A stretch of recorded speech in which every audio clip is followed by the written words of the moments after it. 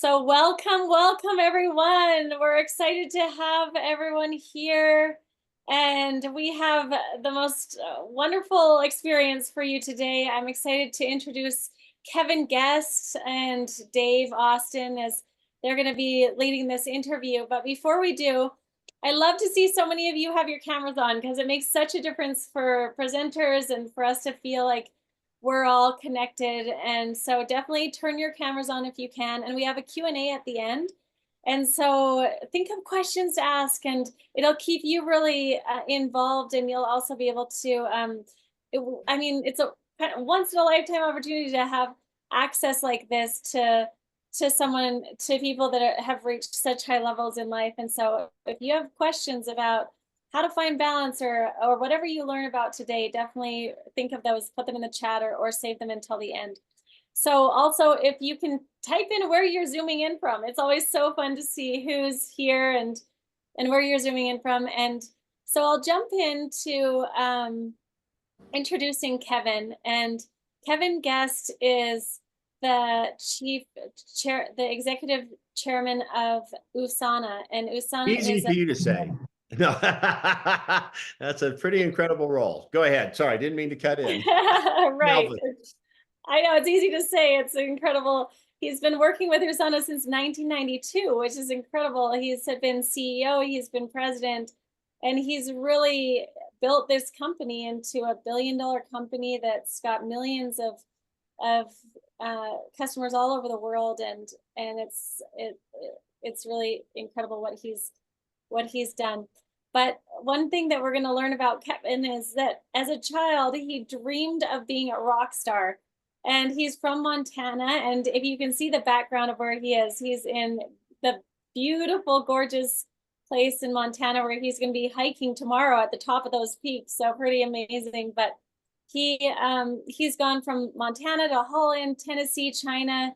He's been around the world and back again, collecting experiences and learning valuable lessons as an executive as well as a musician. And so he's applied this love for music and business and entertaining. And he actually wrote a book called All the Right Reasons, 12 Timeless Principles for Living a Life in Harmony.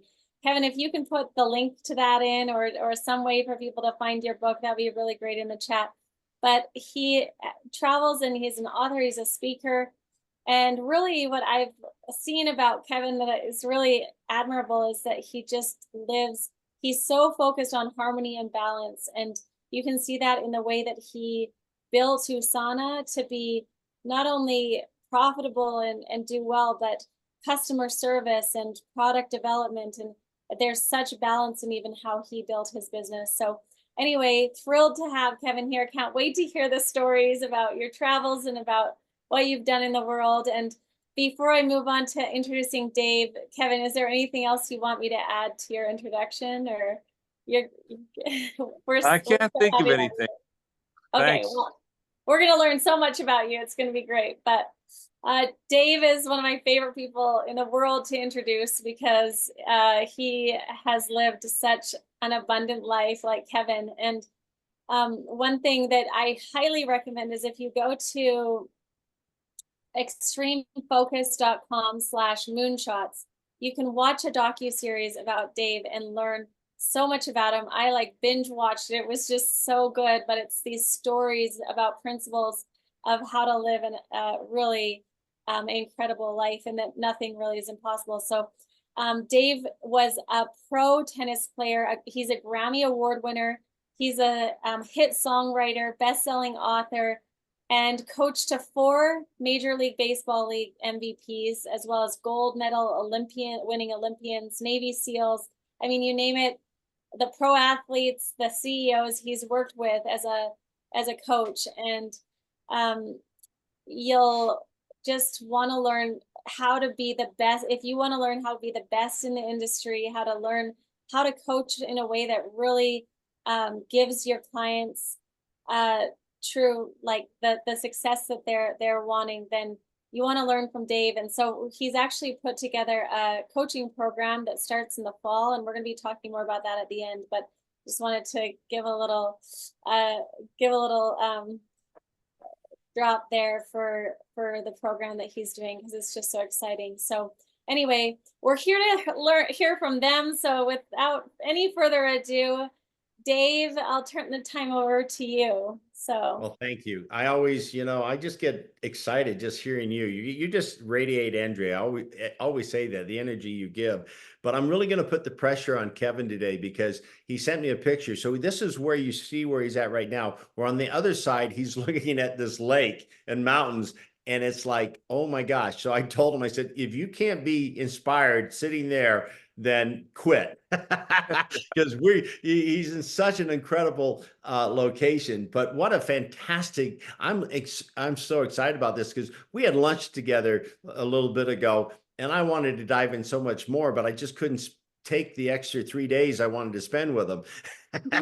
So I wanted to, because to me, to run a multi-billion-dollar company, right? And then he showed me this picture of him the week before playing in front of 50,000 people at a music fest. And I'm going, okay, all right, come on. I got to hear more and go into this, a little deeper. And where we basically hit it off originally was really more about the music. And a lot of you don't know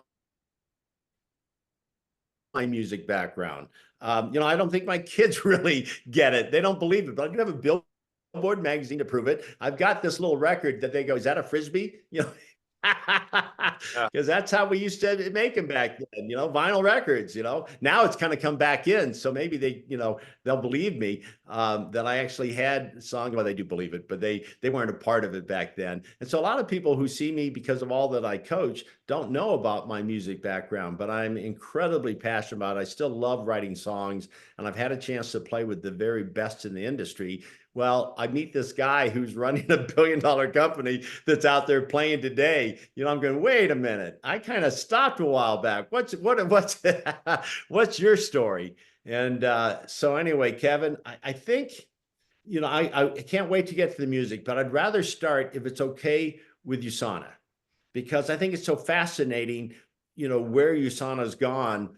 And if you can give us some breadcrumbs of kind of the path, because I don't know the story. I don't know what challenges, but there hasn't been a CEO that I've worked with that hasn't had major challenges that they've had to work through. And many times it's their challenges that have created their greatness. So I'm going to turn it over to you and let you roll, baby. Well, yeah, Usana, Usana was founded in 1992, 32 years ago. I owned a company, and it was a film, video, and event production company, and was playing music and trying to. We had the band I was in at the time had a record deal. We had a song on the radio, and I felt like music was going to be my career and my path. But at the time, I also had 3 small children, and I would go out on the road and play, and then do my production company. And it became obvious to me very quickly that a career in music at that time did not match up with my wanting to be a good father and a good husband and raising these kids. And so I decided when a larger record deal opportunity presented itself that I was going to choose, and I chose not to follow music as a career choice. But all through the years, I've kept music part of my life and been very blessed for that, I believe. And so when Usana started, it was founded by a scientist who had made a name for himself around the world with a company called Go Laboratories, and he became one of the world's foremost experts on the human cell and what created healthy cells in your body. And the notion is, if the cells of your body are healthy, you're healthy. He created the Epstein virus and mononucleosis test kits that were in hospitals around the world. And the way he created his test kits and why he was successful is because the healthier the cells were in the laboratory, the more accurate the diagnostics were. And so I sat with this scientist and heard him explain. He felt that the greatest impact he could have in the world was nutrition, and not this preventative or diagnostic side of things that he'd done as a microbiologist and immunologist. And he decided to shift his focus to nutrition and creating healthy cells. And when our cells are healthy, then we're healthy. And when our cells break down, you see disease and other things happen. So we started Usana with the vision of creating the healthiest family on earth. And 32 years later, that's still our vision. And that's something that I could really invest my soul and my energy into, was this notion of helping create the healthiest family on earth, which we are doing with millions and millions of customers around the world, in countries all around the world, and watched it grow from just a thought and an idea to now, I'm guessing we've done probably over $20 billion in sales cumulatively over this period of time since we started.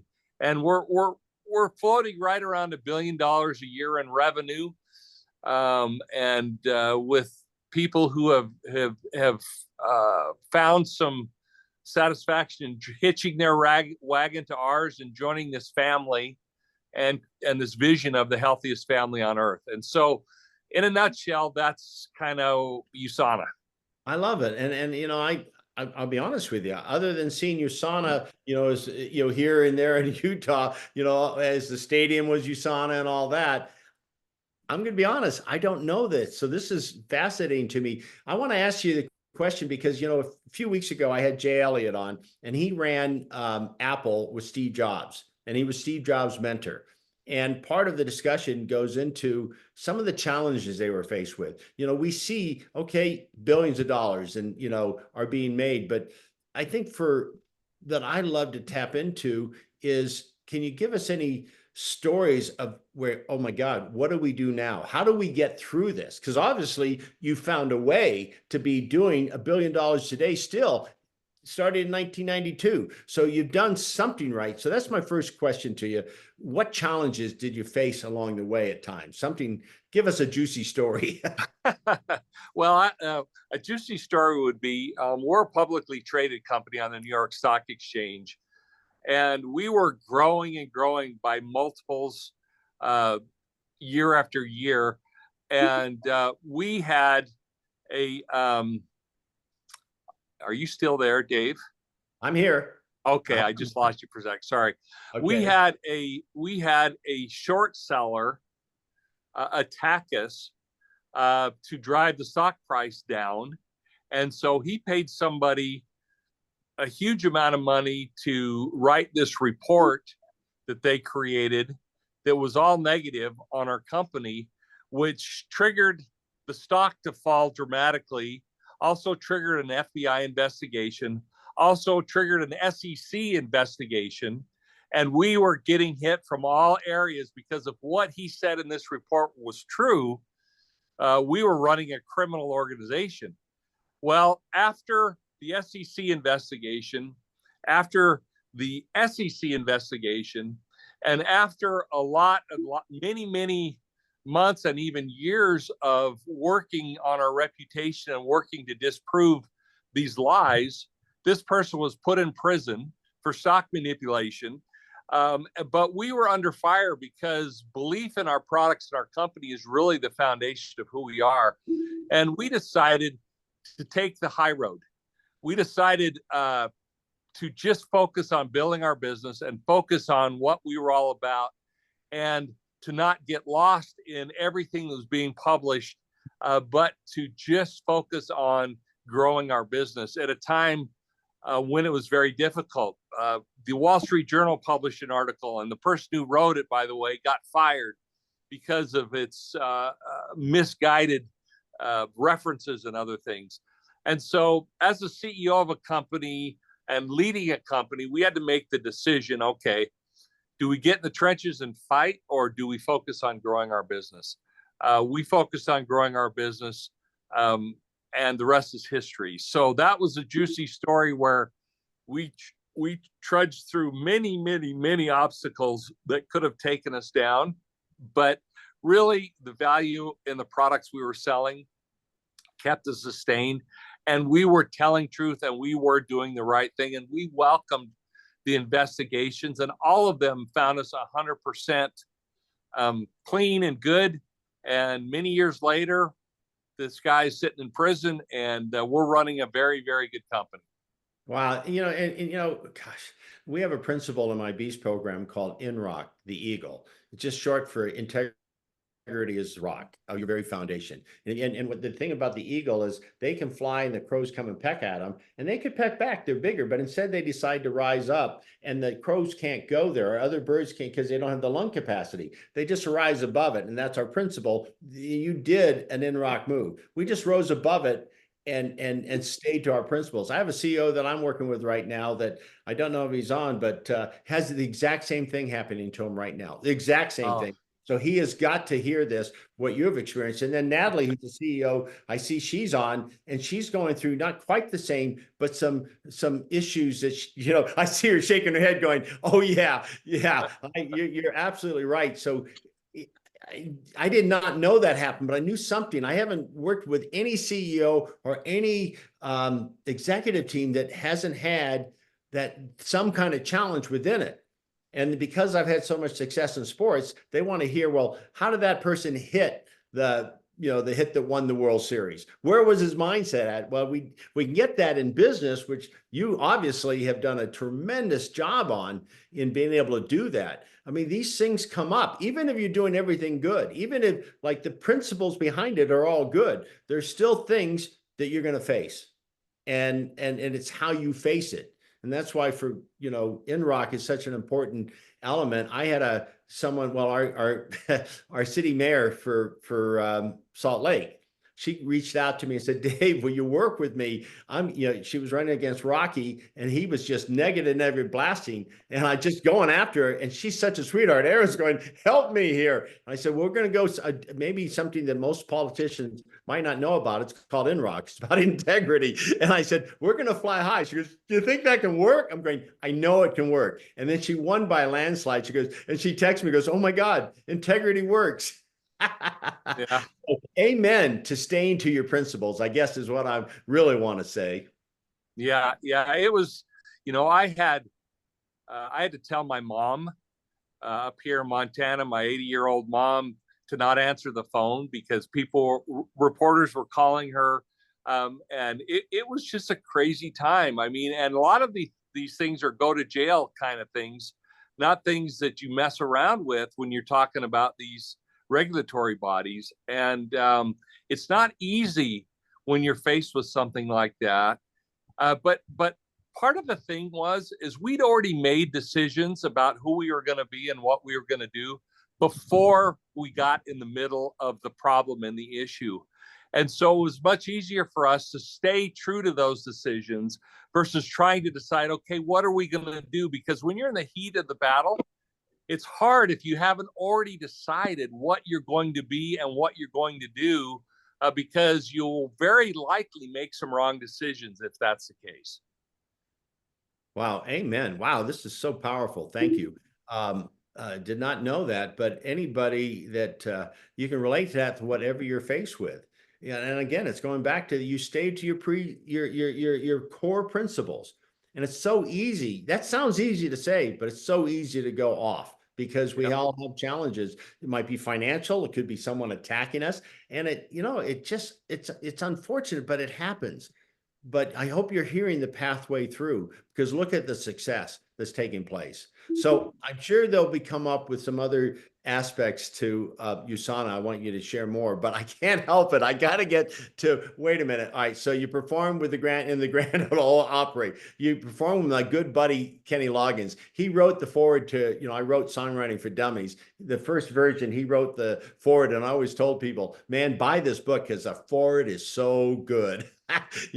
And then the second edition, 10 years later, it was Carrie DeGuardi, who's an amazing songwriter and was the judge on American Idol when it was #1 on all TV and that. But you played with Tommy Shaw. I mean, Eddie Money became a real good friend of mine. He was a funny guy. He said, God, Dave, you got to get to the studio. He just had real passion. You got to come here. There's a new song. Come in, tell me what you think. And so I go in the studio. He was just a fun guy. And I know that if you were on stage with him, you felt that vibe. Belinda Carlisle, wow. I mean, gee, you're part-time. This is the best. You're part-time in the band of Colin Ray.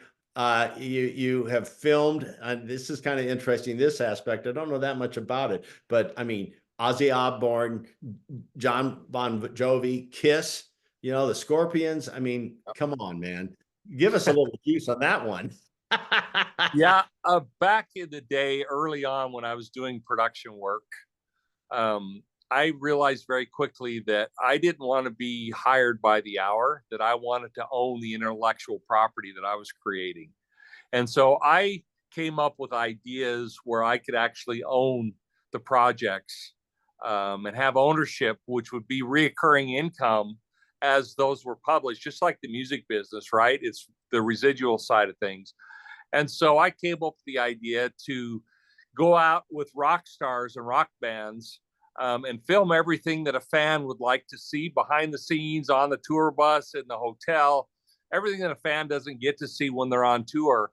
And I sold that idea, and it got published, became the #1 music video program in the United States.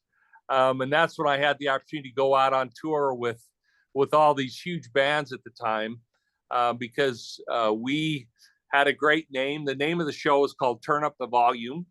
And it was a great opportunity because as a musician, to be out with all these guys and to be part of their entourage was a great experience. Wow, that's so cool. So it leads me right into another question, Yeah. balance, balance. People, I one time had a musician friend of mine that she got a recording contract, and she was very talented, but she was a mom and a wife. And she reached out to me and said, Dave, how do I do this? I mean, I want to be the best mom. I want to be the best wife, but I'm also want to have, a very successful career. And so it was talking about, how do I balance this? So I'm going to come right at you. How do you balance between running a billion-dollar company and being a rock star? Well, and climbing the mountain behind you. Come on. That's right. I'll be up on top of those mountains tomorrow at this time. You know, what comes to mind is, first of all, there are some non-negotiables in life. And again, I hate to quit pounding this pulpit, but values and knowing what your stated core values are. And for me, my values are #1, my belief in God, 2, my family, and 3, my relationships that I have. And as long as I keep those in order, and it might seem a little counterintuitive, okay, you're off on the road playing with these bands, you're running a company flying around the world, the family's one of your core values. How do you keep that? So I sit down with my wife and say, okay, let's plan and tell me what days are non-negotiable, what days, and that's where we start. And no matter what, if I'm asked to go on stage with whoever or do whatever, if I pull it up and it's a non-negotiable, I say no. Because whatever you're saying yes to, you're saying no to something else. And every time you spend any minute of the day, what you're saying yes to has to be a higher priority in your life based on your value systems than what you're saying no to. But there are trade-offs, and you just have to be very clear about what those non-negotiables are. And then the second thing is you have to be very deliberate. You have to be very precise about what you're going to say yes to and say no to. Because like for me, I get requests every day for my time, every day, not only from my children, but from work associates and various things. And so what I'm saying yes to, I'm very intentional with what I'm saying yes to, and making sure that at the end of the year, as I look at the year, the congruency of my actions are congruent with my value system. And if I've done something, you see, being a musician is not part of my top 4 core values. It certainly leads to my own self-care and my own medicine for my own soul. But if it's taking away dramatically from the non-negotiables of my family, then I am out of kilter with myself. And using music as a metaphor, harmony versus dissonance, when you're out of line with your core values, you've created dissonance in your life, which doesn't sound well. You want harmony, which when you hear harmony, it sounds beautiful. And really, harmony and music is just airwaves. They're just sound waves. And when you have sound waves that are congruent with each other, they sound harmonious. When you have sound waves that are too close to each other or not in congruence, you have dissonance, which doesn't sound well. And so in my life, am I creating harmony or am I creating dissonance? And music for me, as great as it is and as fun as it is and how much I love it, could create dissonance in my life if I let it get out of balance. And same is true with my work, with every part of my life. How do I create this harmony and this balance, and not get out of balance? Well, it's knowing your core values, being very intentional, and having some non-negotiables, so you don't let that get out of line. Gosh, such good stuff. I love the non-negotiables. That's absolutely brilliant. It's so clear. You know, clarity is strength, fogginess is weakness. You just gave us a very, very clear response. You know, and we sometimes, like for me, I like things to help me stay in that. Like, for example, this ring. I don't wear it all the time. Today I'm wearing it. And it's my son played quarterback for University of Hawaii, went on to play professionally. But when he played Notre Dame in the Hawaii Bowl, he gave me the ring for Christmas. And I said, I can't wear this. I'm sorry, Shane, this is your ring. You've earned it. I mean, I'm honored you would give it to me. And he says, Dad, you've coached me my whole life. I want you to wear it and I want you to be proud. I went, whoa. So for me, this ring means something much bigger, championship. It says Ohana in it, this family. So when I travel and I'm on the road, I go, is this working with this choice I'm making right now? Does this work with everything you just said? So this is my reminder always. Oh, that sounds like this would be good, but does it take me away from my core values? Just Dave, to jump in on that, I thought one of the things I've done for years is I travel with a picture of my family. And when I go into a hotel room, I set that picture up there. And it's just a reminder for me what's most important in my life. And so, you know, temptations and other things come along. And it's just a reminder, because for me, if I look at that picture, it just helps center me on what's most important. And so what's been good for me is to travel with that. A lot of musicians that are touring on the road, they'll have pictures of their children or something on an amp or on a case or whatever. It happens a lot, and it's just something that's helped me. Oh, that's brilliant. I mean, I've been on the road with major rock bands and been at some of the parties. You know, it just happens. You've got all these, and there's all kinds of, I mean, temptations all around you. And that's why I said, okay, you know, you go back, you know, your picture, and I go, what's the most valuable thing to me? And the interesting thing is, we've been having this dialogue. Natalie, who's a CEO of it, I mentioned her before. It's UTBS, which is an amazing company. They help you know, adults and children in need. They have places all over the state of Utah. But as you were talking about the non-negotiable part, I'm seeing her, right. I just happened to look up. I'm seeing her going like this, and then I see her pen out taking notes. Right, Natalie? Look at it. She just held up her book. You know, Yeah. It's just it's such truth. And you know, sometimes in life, you know, we're faced with a lot of different kinds of challenges. And so I always feel like, well, why don't we give ourselves ammunition to help us through those challenges? You know, that's the beast triggers, the animals. You know, if I'm here, I'm going, oh, you know, like I mentioned Inrock, since I already mentioned it. Oh, all right, how would the eagle handle this? How do I fly above this? You know, or the beaver, who is, we call Gowie. You know, when you know you're kind of procrastinating, and Gowie just means get on with it. The beaver doesn't stop. I mean, the river's flowing and you see it. If you ever watched the beaver, Yep. area, you probably run into them. They are workaholics, man. They're just going. So sometimes you just got to go, Gowie, get on with it. It's time to get on with it. Yep. Yeah. You know, my grandfather, an old Irishman born in 1901, we were best friends when I was young, growing up here in Montana, and he always used to say, "Fake it till you make it, and go baby go." And I've always remembered that. He had that up in his office, that saying, And a lot of times we just have to go, baby, go. Yeah, that's it. That's it. So let me ask you this too. I mean, coming kind of back to USANA and the earlier days, you know, I had a company that asked me to work with them, and they were the fastest growing company in the United States at one time. But when I was talking to the CEO, the challenge they had is that he says, Dave, I just feel like I'm driving down the freeway and painting the car at the same time." Did you ever have any of that feeling with this rapid growth? Well, yeah, I mean, growth can be a curse, right? It'll force you to do things that you normally wouldn't do, but also it can drive complacency. Um, it can cover up a lot of sins, so to speak, in the business world. And as soon as you stop growing, all of a sudden those behaviors that seem so good aren't necessarily the best behaviors. And so growth can be, I've seen growth sink companies, lots of companies, because they didn't manage effectively.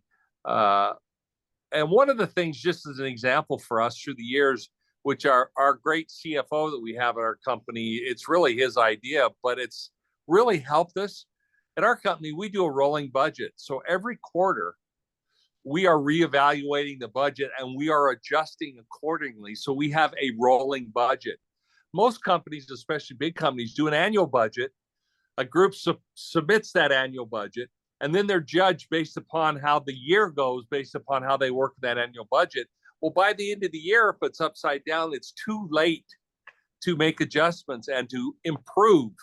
And so when you're dealing with growth, again, put things in place when you're growing that would be a benefit to your company, even when you're not growing. And rolling budget is an example of something like that. Wow, man, these are, you know, gems. I mean, absolute gems. I know there's several CEOs on this call with us right now. And again, I'm hoping that they're just taking notes because, you know, success leaves clues. In baseball, I go to the dugout and sit next to Tony Gwynn. You know, here's his jersey, right? And he won 7 batting titles. And this is years ago.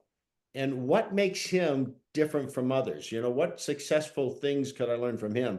Well, one thing he did, he'd get to the ballpark before any other ball player. And he would take a ball and put it on the tee, and he would just stare at it. I'm just watching him. I'm the only one there. It's just him and me, right? And he's just staring at it.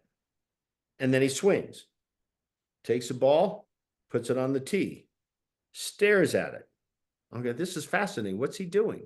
What he was doing was training his brain, no matter what's going on. This is the most important element to be a hitter, is focus on the ball. So later on, the rest of the team would come in, you have batting practice, and he was always a step above everyone else because he had little clues that I just happened to see. I did the same thing one time. I came in to work with the Texas Rangers and Michael Young, who's another big super all-star. I always look to see what is it that he does differently. So I would watch him, and I saw him do things that I'd not seen other ball players does.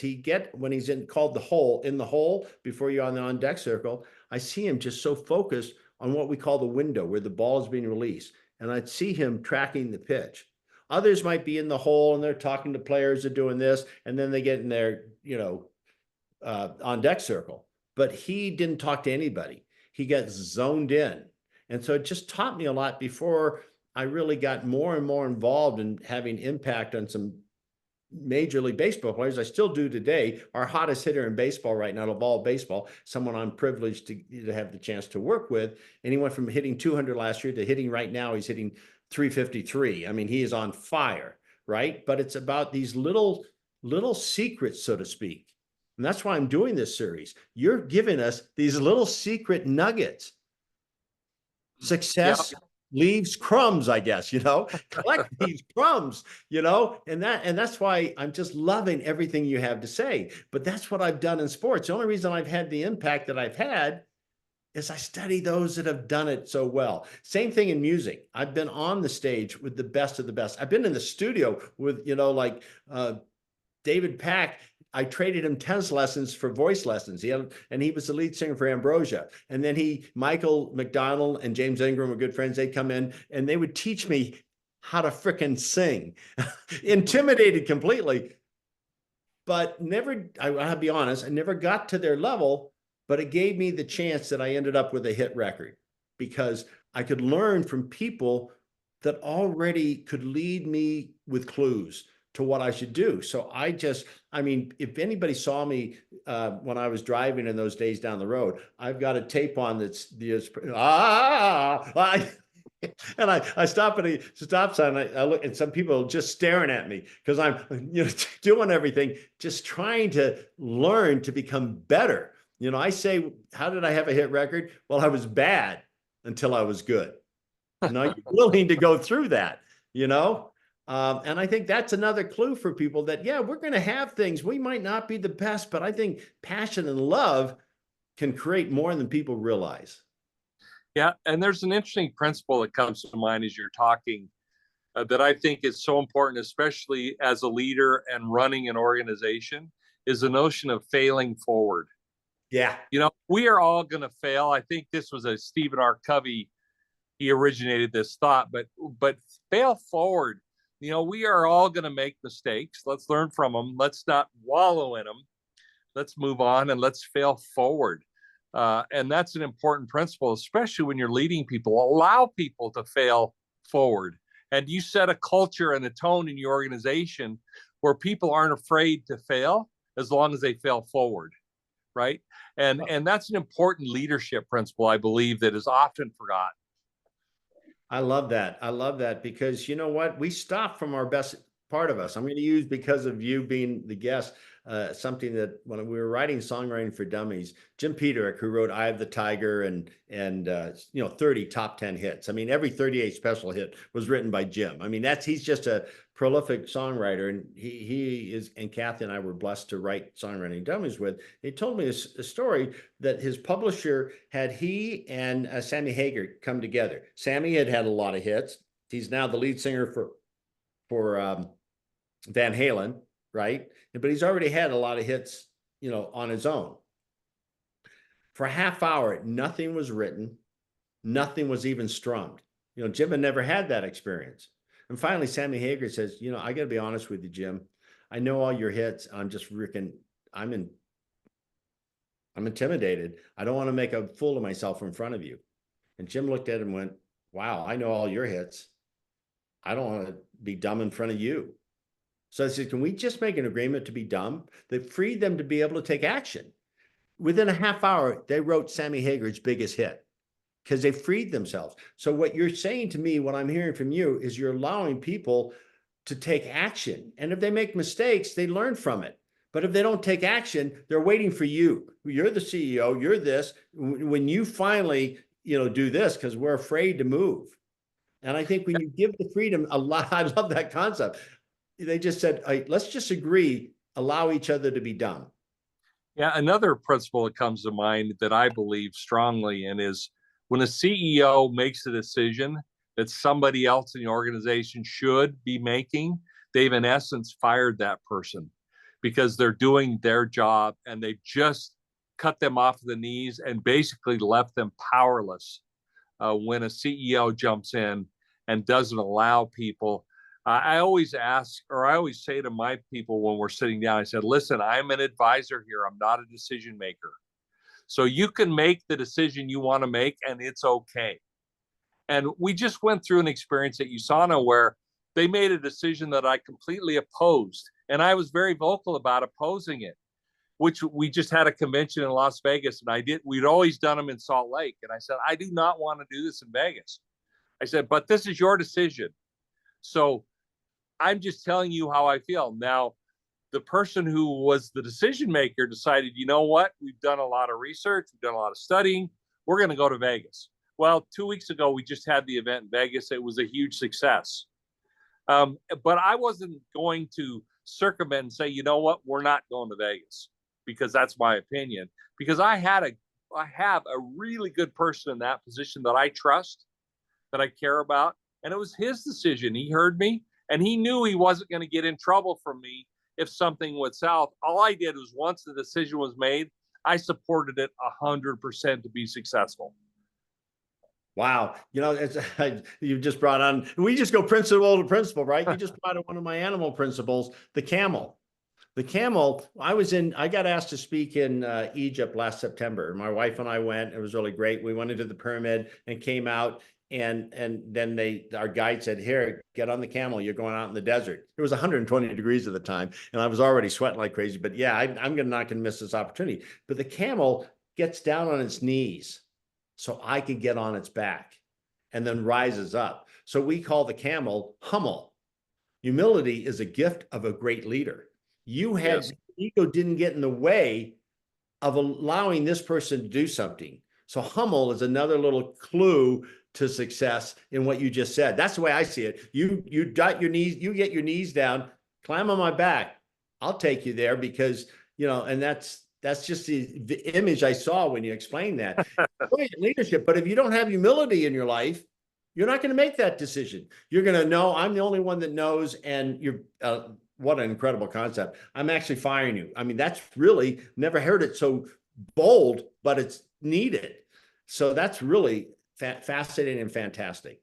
So we're getting to the point of letting people ask you questions. The other thing I wanted to know, did you notice my Taylor Swift helmet behind me? Oh yeah. I got a chance to speak at the during the Super Bowl week, and I was able to get the helmet with you can't see the signatures, but the whole team and everything. But I never called it the Taylor Swift helmet, but I just got motivated because we're talking, and it came away. It kind of is, which is kind of funny. But I really do want to open it up. But I think maybe before I open up, Paige, what do you think? Does Ronaldo already have a little gift for us? Should we do that before the questions? Yeah, let's do it. Let's do it. This is like a fun little gift we have for you. Well, maybe I should just so Ronaldo's is in the Philippines, and he's brilliant. And each time now he listens to what we talk about, and he creates the song. And I thought it couldn't be better. And he usually does it in the style. Now I don't know how much he's studied your work and your music, but well, let's go for it, Ronaldo. The floor is yours. Oh, I need to make sure that I'm sharing my audio. Hold on. I've done this before and I didn't share properly. So let me my audio. Oh, let me do it. No. I'm just kidding. Oh, while I'm putting this up, I want to just invite everyone to come up with your questions because it's so fun, and what I really want to hear more about is what it was like to how did you end up performing with Bon Jovi or with Sting or like these amazing names, and how do you meet someone and then end up like working with them? And then what was that like? So do you want to just share about that while I figure out this sound system? Yeah. It just comes from connections and meeting people and having them feel confident in you. I met one of the most famous publicists of the time, who became a dear close friend that opened the doors to all these big rock bands. And she is still to this day a very close friend. And so when I was filming Bon Jovi or filming Ozzy Osbourne or any of those guys, I never wanted to be a fan. I always wanted to be there and be professional, and wasn't an autograph seeker, although I am a huge fan of many of these guys. And but I wanted to be professional and not be one of those people. And so I was always very professional, always tried to deliver more than what they were expecting, but always tried to be out of the way and not cause any other kind of difficulties in a very complex situation, which served me well. And then I became friends with many of them, and in many cases I could sit and talk with them about music on a higher level than most anyone was trying to speak with them about. And I knew their craft and knew what they were doing very well. But for me, I was just trying to take it in. And the feeling was, there are many, many, many times I've stood on stage and had the thought and looked up heavenward and just said, thank you. And I'm truly have gratitude for those opportunities. And I do feel like many blessings come when you choose to do the right. And I believe that choosing my family was the right thing for me. And so I've been afforded other incredible opportunities. And I do personally believe that they are blessings that I am grateful for. So awesome. Gratitude is such a strength. All right. So we're ready for the gift of the Heaven Guest song. Can you share it with us? It's all ears. First time ever. All of us are going to hear this. Here it is.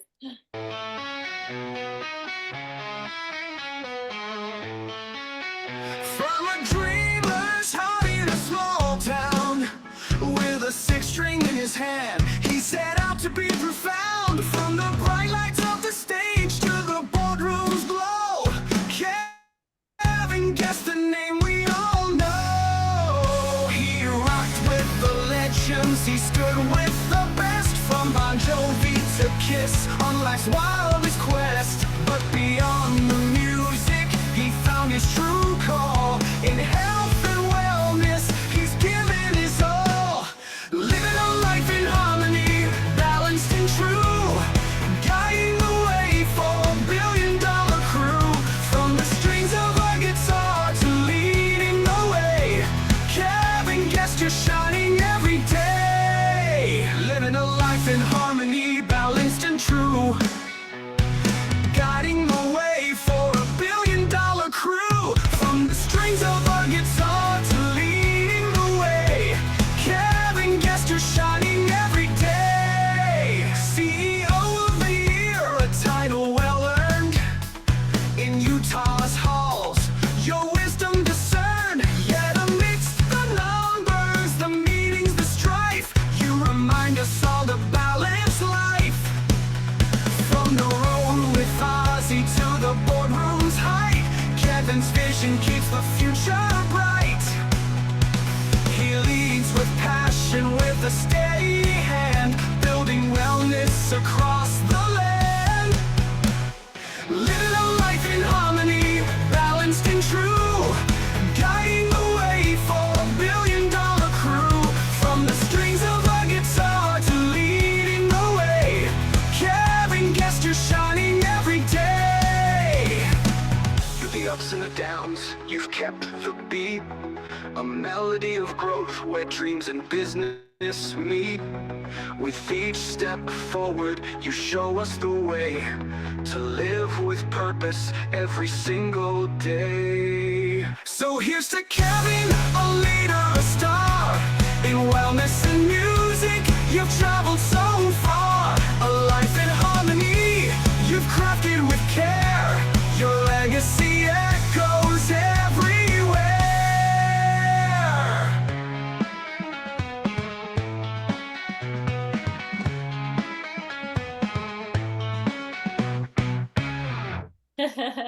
Awesome. Woo! Oh, baby. I know. You're not going to walk on stage on that one. I can see Usana, all your folks out there have that play. And now here's Kevin Guest. That's right. That's awesome. That's awesome. I got to send that to my kids. Right? Yeah. How'd you like it? You've done it I again. send the link. Got a whole And then, album you're creating here. I mean, it's so spot on. And, you know, Kevin, those are the things we just talked about. It's kind of the world's changing, that things like this can happen that quick. And that's good.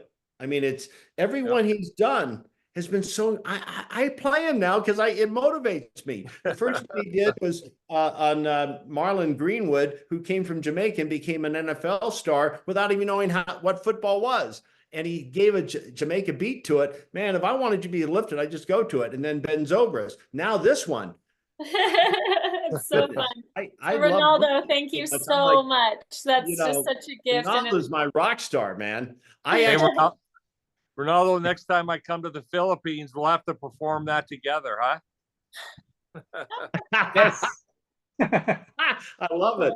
You know, I've written some songs that I wanted to maybe mix up in that. So I've just recently sent them to Ronaldo, and I'm anxiously waiting to see. Like, I wrote a song with a band that I used to manage called Blessed Union of Soul. I mean, they had 7 top 10 hits. I believe was a #1 smash. It really broke the band. But Elliot Sloan, the lead singer, and I became really good friends, and we written some songs together. And so I finally wrote a song for my wife, and I've asked Ronaldo to say, hey, instead of coming in, I want to see what it's like. Can you put an orchestra to it? I want strings to this. Right now, it's Elliot singing, to the piano, and it's very moving. And so I'm just anxious, it's kind of fun to see what happens with that. I had written a song for a TV show called Pretty Little Liars. And I'm thinking, well, I want to shift it up because now it has a basis of this. And so, it's just kind of, for me, see, you kind of sprung me a little bit. I'm like, when you said, how do you do this with the music? What's my hobby? And I go, well, I don't, you say, I don't play golf, you don't play. And I'm going, well, kind of music is kind of my hobby too. And maybe I don't really can go on the road anymore, but I can still be motivated to write songs, and create something that moves me. I mean, I don't know if you saw me, I'm trying to not embarrass everyone out there, but I'm like, it just moves my soul, and that was so cool. Ronaldo, we press you to say you better come up with a good one, and gosh dang it, you did it again. So we'll definitely get that song to you. Thank you. Thank you. Awesome. That's awesome. That's your gift today. And yeah, appreciate it. I get to listen to it more because it's so good. And I just love it. It just takes your life and what you've said here today, and now it's in a song. That's awesome. So good. So thank you, Ronaldo. And anyone that has a question, you can put in the chat or just raise your hand, put the little hand emoji thing up. But before we jump in, I see John has a question, and we're going to jump into that. But I want to first just announce that we have James Dixon, who's coming on in 2 weeks, same time, 1 p.m. Mountain Standard on September 5th. And we're going to email you information on how to register for that. But that's going to be really great. And Dave, do you want to just say a little bit about James? I'm just so anxious because I see questions we want to get to. But just a little bit about James. He just came out of nowhere, it seems like, but he actually came out of the pulpit. I think sometimes ministers have a way of moving crowds, but his video channel has over 200 million views, and it's called Absolute Motivator. And he's got this deep, rich voice. And it's so amazing that he can do this. Like Tony Robbins has about 100 million views, and he's done it over years upon years. And this guy comes along, he has over 200 million views. And I want to dive into that, but he has a really powerful message that he just delivers in such a great way. And on September 10th, I'm flying to LA to speak at the Promise to Live. It's all about helping those to not commit suicide. It's a big thing that I think Brandy, Kevin, she's doing a terrific job. But he will be the MC and bring thousands upon thousands. When he goes live, there's 86,000 people on it. He somehow has captivated. So that's what we're doing in a couple of weeks. But I don't want to take anything away. This call today has just meant so much to me. And so I want to get to the questions. I see one that there's a question actually for me from Chris. I don't know if I know you, Chris. If we do, I'm sorry that I'm having to ask, but it says, may I ask Dave a coaching question? Okay. And then we got John. John has a question. But before we jump into questions, I have like a 1-minute announcement that if you go to extremefocus.com/certification, you can learn all about the certification where you can get certified as an extreme focus coach. This is starting October 11th. It starts with 3 days at Dave's estate, where a group of us are going to come together and start to get this certification, to learn, to grow, to meet each other. The promise is you're going to meet phenomenal human beings. You're going to get the tools that you need in order to really make a difference, not just in your client's life, but in your life, stepping into these principles that we've been talking about today. And so it's going to be amazing. We're going to study together for 6 months, and then at the end have a 3-day retreat again, celebrate, graduate, teach each other, learn together. And so it's just a phenomenal opportunity. And I really encourage you to go to extremefocus.com/certification. Put it in the chat and learn page. more about that. And I'll do that. I'll put all the notes will be in the chat. So John, you've got a question too. So let's go to Chris. I do, and we'll for go Mr. straight- Guest, the rock star himself, Mr. Guest. Great Yeah. stuff. Thank you, Kevin. Thank you, Dave, for making this possible. And congratulations to Usana, amazing company. Follow you. I know you released a bunch of new products a few weeks ago. Yep. And this is more of a Usana question, Mr. Guest. If Yep. someone has a kind of a patented all-natural product, it's a Ozempic semaglutide alternative that has a clinical study going on. Is that something that Usana or some of these MLM companies would entertain as far as private label, or? Certainly, in the direct sales space, that would. I'm trying to think of their name right now. There's a company that I would recommend that's really their space. It's not our space from a Usana perspective, but MetaFast is the name of the company. That is an area they have had great success, and that's in the weight loss and weight management space. And that is a company that I would approach that would be expert in that. I appreciate it. Thank you much. Yeah. Awesome. Awesome. So then I mentioned, I don't know, Chris, you're up, Chris, unmute yourself. Hi guys. Can you hear me okay? Oh, I like the accent. I like that. Thank you. Manchester, England. Yeah, thanks. I mean, it's an absolute privilege to be here, guys. Dave, I've been following your work for a few years, and to hear and meet you, Kevin, as well. Thank you so much. From the coaching question, Dave, for years, I'm a new coach, I'm an entrepreneur. And from the coaching side of things, I've always looked at nature and getting inspiration from nature and spirit. And I'm looking now with coaching I'm not sure whether to go for one-to-one coaching or to do digital programs. And in the coaching community, they say, niche down, find your niche. But then every time I see really great coaches like yourself, Dave, it's very much focused on human beings and mindset. So again, I'm just really interested in your view of just the potentials of where I can go, but very much I'm very much focused around humans thriving as a living human organism, as we are in nature and well-being. So it also ties in with Kevin's work as well.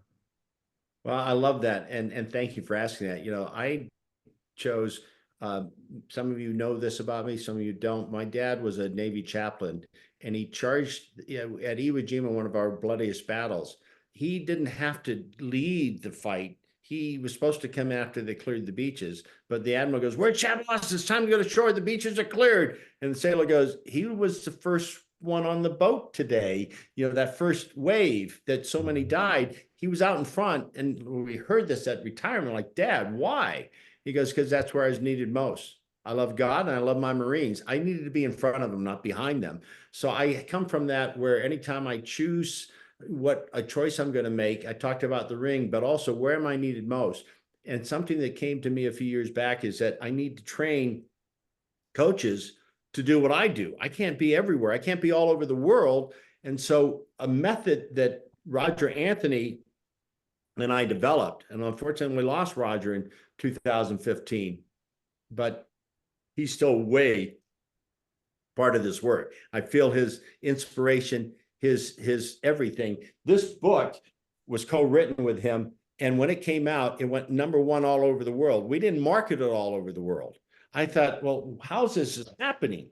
The only thing I can give it up to is that Roger was working from his new plane of where he lived, now in that eternal life. And he said before he passed away, he says, "Dave, this is going to go all over the world." I went, okay, well, maybe someday we'll get to that. And all of a sudden, it's #1 in Australia, #1 in Japan, #1 in the UK. And I'm like going, how's this even possible? Well, everything is possible if you allow something greater than you to come in. So what I would like to do is invite you to have a conversation with me off so I can really dive into it a little deeper with you. John, who was just on. So John just asked a question, right? Well, John was one of the top coaches for Bob Proctor. Do you know Bob Proctor? And now John is going to join us in October. He's going to go through the Extreme Focus certification because I have some like Maxwell, John Maxwell, their top coaches, some of their top have come and then taken the Extreme Focus coach because they see they're always venturing out to learn more so that they can be more. I think the biggest thing that I can do in life is give more. And all I can do is, my dad always said, do your best, let the good Lord do the rest. And so sometimes I go, you got a lot of rest to do because I'm only this, but my mission is to help those through what I've had an experience of over 20 some years with. And I want people to pass it on. And I've been blessed to have, which I consider some of the best coaches on the planet. But they also have come from a Bob Proctor. They've come from a John Maxwell. They've come from these other really high profile. And don't take that you have to have that. I'm not saying that's, but I'm just saying it's just been amazing who I've been blessed. And John, I mean, he's not going to say much here, but his coaching background is phenomenal. I mean, he's already done phenomenal things. So, John, but he's one of those guys that I love that says, I want to up level. I want to just keep up leveling, and I have a feeling, Kevin, I'm just going to, go ahead. I heard somebody. Was that you, John? No. Okay. But, so Kevin, I get the same feeling. You've had a lot of success in your life. I mean, you've taken Usana through, and I never even knew the whole story of that one aspect you told us. And then you've gone to the top in music and done that. But are you done yet? Not hardly. I've got a few companies that I'm working with, and I'm still executive chairman at Usana, so I'm very active there. And I'm chairman of the board of the Direct Selling Education Foundation and on the board for the Direct Sales Association. So I'm very busy. My favorite quote to the point you were just making, and it's Winston Churchill, and he says, "You make a living out of what you get, you make a life out of what you give." And if we can focus on giving versus getting, I think the best coaches I've had have been focused on giving and what can they give, not what can they get out of me. And I think that's a principle that we could put in every aspect of our lives. Wow, awesome. I mean, yeah, amen to that. How many amens can I give you, Kevin, on that one? So do me a favor, Chris, do you know how to get in contact with me or not? Not directly, Dave, no. Okay, I'm going to do something. Dave, I'm going to just send him an email and some contact info and the game ready PDF. So, but feel free to give him my cell phone too. Okay. Okay, I'll send him. Now, are you still in England? I am. Yeah, absolutely. Oh, man, we need you, buddy. I have a big heart for a lot of different places around the world, but there's a special part of me in England from Wimbledon, being my tennis background and that. And, I won't bore other people with some stories from that experience, but anyway, I look forward to speaking to you, and I could feel your heart and your desire. To me, that's more important than anything. People stop and go, well, I don't know how I'm going to do this. Well, I always say, just go in love. You can actually create a life if you just follow it in what you would love. Most people stop because they don't know how. I didn't know half the things that I've done, but I went for it anyway. In tennis, my other comment is I lost my way to winning. I had to take all the losses to gain to where I could become a world ranked tennis player. And if I wasn't willing to do that, I would never have the experience and the world travel that I get to have at a young age. And I think it's, something Kevin said, gratitude. I mean, I am just so grateful that I did that and I took the losses. I wasn't the best player in the world. Well, maybe I was, but I didn't know it at the time. But anyway, I didn't show it on the court. Years later, I did beat the #1 team in the world in doubles in the finals of a pro tennis tournament, but it took me a long time to get there. A long time to get there. And today, you know, people say, well, when are you going to retire? And I said, well, I don't even know what that means. You know, I guess when they're putting me in the grave, that will be my retirement. You know, so I can't wait to talk to you. Do we have any other questions before we go? That would be just fantastic, Dave. Thank you so much. I really appreciate that. And you're absolutely right. There's an energy and there's a drive, and you've got things to do here, Chris. Come on. So thank you. Love it, Chris. I love it. Hey, can I ask a question real quick? Is this Heather? It is. Hi, Dave. Hi, Heather. You Hi, look thank awful you. good as always. Oh, thank you. Thank you so much, Dave, for the invite. And Paige, I'm like honored to be here. And Kevin, I am honored to be able to ask you a question, Right. if you don't mind. Not at all. Very good. So I have started a beauty company. We launched about a year ago, and we're right on that cusp of hitting it really big. You know, when you just feel it and you know it. I'm a little concerned about growing too quickly, where it could bankrupt us.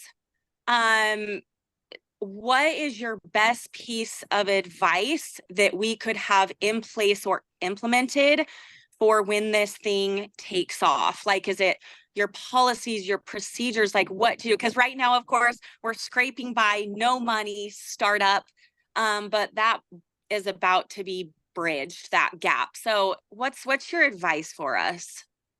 So my advice is discipline. Discipline in running a company, especially when you see big things happening. And then when the big things happen, those who succeed are those who are disciplined, but they've already, again, decided what they're going to do before they get there. And so I would say having a culture where you are very disciplined and not just fly by the seat of your pants. What we did at Usana is I created a handbook that had our decisions made on the big decisions of the company and the policies of the company before we were ever a huge company.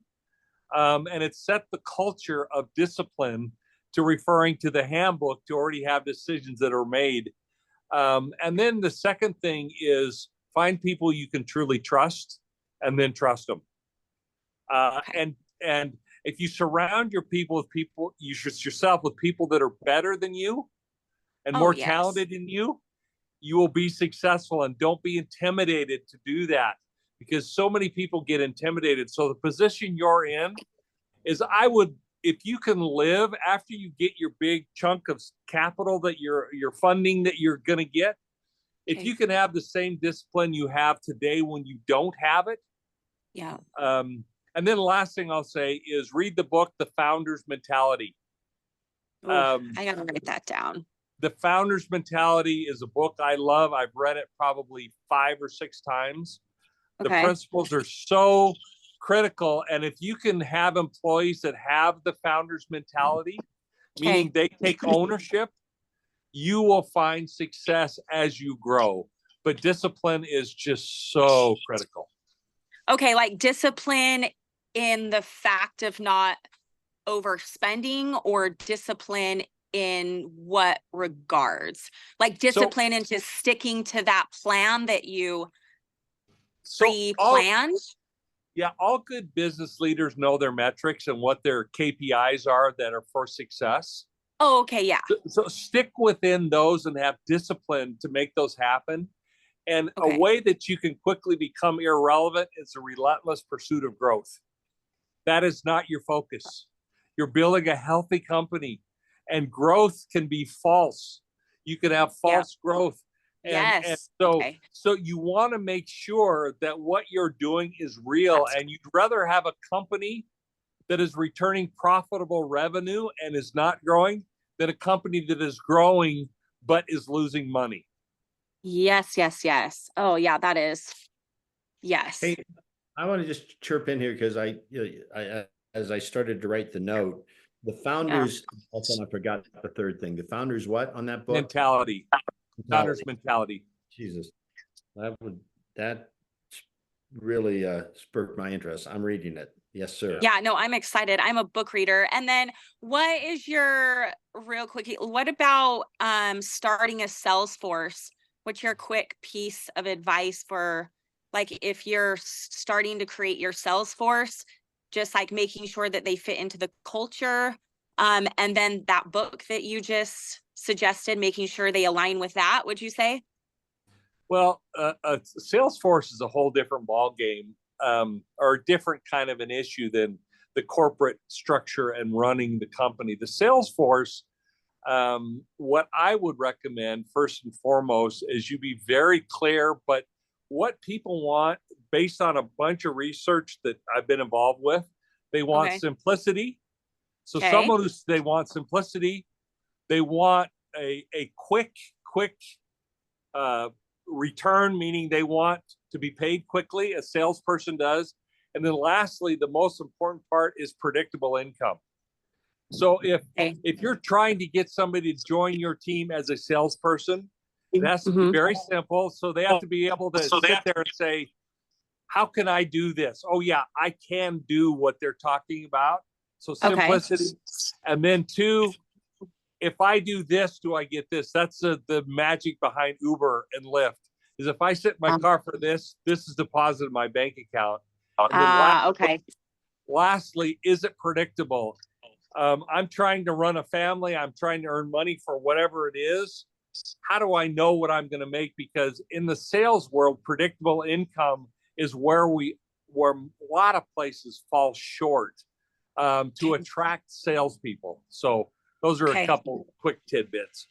Amazing. Okay. Thank you. I'm so very grateful. Thank you so much. You got it. I got to really thank you, Kevin. You know, you talked about how, you know, you have to really be balanced in where you give up your time. The fact that you gave your time for us today, I don't even know what to say other than, man, I'm grateful for you and the wisdom that you're willing to spend time with us to share and inspire us to be better. So thank you. So the reason why I took time out of my Montana vacation for you, Dave, or for you, is you as a human being, as a person. When we met, I could tell your sincere heart, and I could tell that you really wanted to help people be better and help the world, and that fits right in with my core value system. And so I knew the people you would attract to this call would be the kind of people I want to associate with. And so it's my honor. No, bye. I just, yeah. Amen. And, you know, I was thinking maybe you wanted me to play in your band. No, I'm just kidding. No, sorry. Yeah.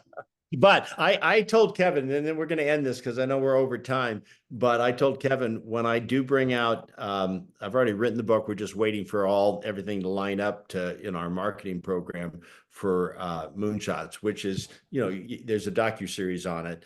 But I told Kevin when I have the day that we introduce it, I'm having Kevin and his band play. So, and he's got to do the song to play because of you, Ronaldo. I hope you do it as well as Ronaldo gave it to you. That's right. Thank you again, everyone, for taking your time. Time is precious. Paige, you have any last words? No, just how incredible. Thank you so much. Again, my face is hurting from smiling and just so full of gratitude for such wonderful people in the world that we get to associate with. So thank you. Have an amazing time on your hike tomorrow and enjoying beautiful Montana, Kevin. And we'll see you soon, Dave. Thank you, everyone. Appreciate you. Share this with your friends when you get the recording. We're going to email it to you. So thank you.